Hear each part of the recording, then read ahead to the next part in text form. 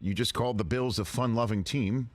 What do you call the Brooklyn Nets, Iron Eagle?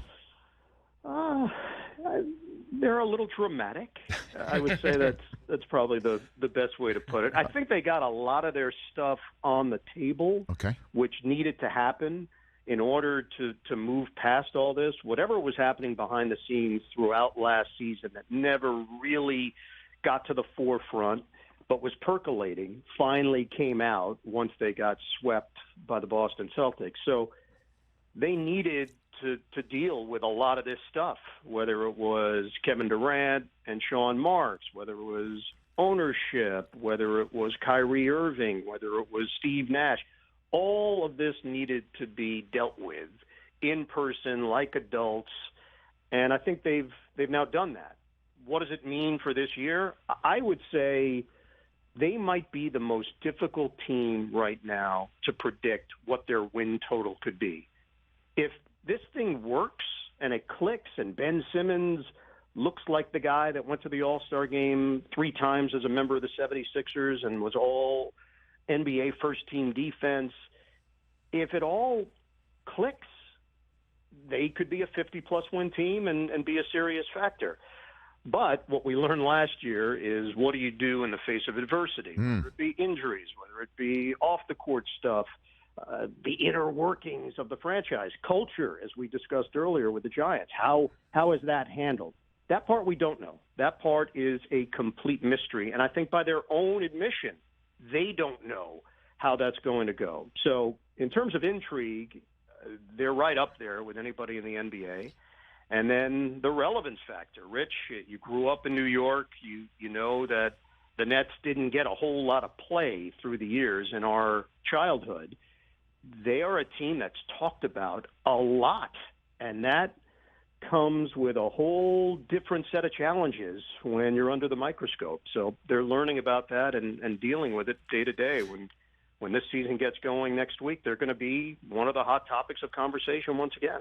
You know, it's just going to be a fascinating watch, Ian, certainly with you at the call for many of them, because I don't know of another team. I mean, and again, you've been around the New York area for a long time, and it's where I grew up too. I don't know of another New York team where, you know, the team is put together, and because where else are you going to go? What other options did you really have? You know, I mean, like Kyrie, hey, sure you opted in. Who else is going to give you that money? Durant opted out. Well, you know, you wanted out, but, you know, where were you going to go? No one was going to give us anything you're worth, so you might as well stay here and play with Kyrie. And also Simmons, no one else wanted you. We took you. Like, you know, I guess you want to play, so why not here, right? I mean, it just – how many of those stars can you just put together under the guise of, hey, you wanted to be together, right? Once, maybe not now, and then put it in the hands of a guy in Steve Nash who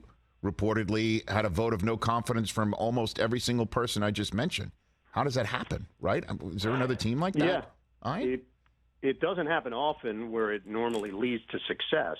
So if it does happen, usually it means that the team is fracturing, right, and they're going to have to go in a different direction. Here's the thing about it. Winning is the best deodorant in sports. If you win, all of the things you're talking about begin to dissipate. And then the focus becomes on winning, and the focus becomes on how this team has somehow come together amidst all the challenges. That's why we tune in. That's why it draws so much interest across all the major sports.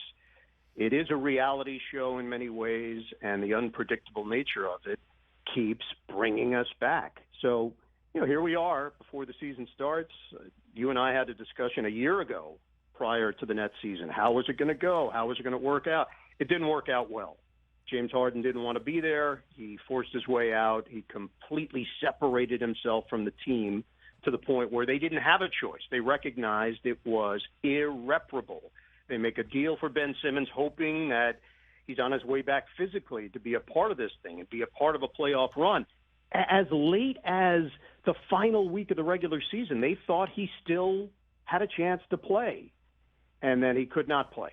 The back was a legitimate issue and required surgery. So they go into the playoffs. They get swept by Boston. And after having a lead, playing at a high level in Game 1, should have won the game. Tatum beats the buzzer to beat them in Game 1, and that was it. They never recovered from that. So all of those happenings taking place in the manner that they did leave us in this position now where we have no idea, truly no idea, what this team is going to be. It's exciting in some ways, and then the other part of it can be a little bit unnerving because it's hard to visualize how all of this is going to go.